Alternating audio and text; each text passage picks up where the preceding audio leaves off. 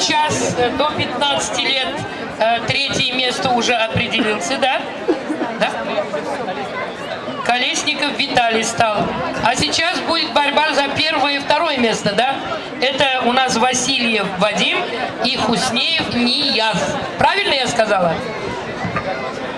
И после этого встречи уже до 18 лет у Давлетбаев Булат и Сибгатуллин Рустам.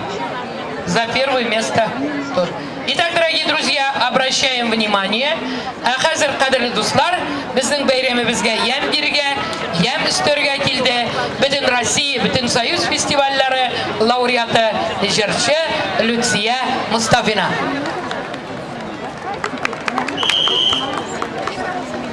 Hayırlı kеш, dostlar, şehirdaşlarımız qonaqlары, sizni shunday matbuot bayram bilan tabrik etem. Sizga o'zimning yaratgan jirimni tug'an yoqqa qaytib kelamali bo'lak etem.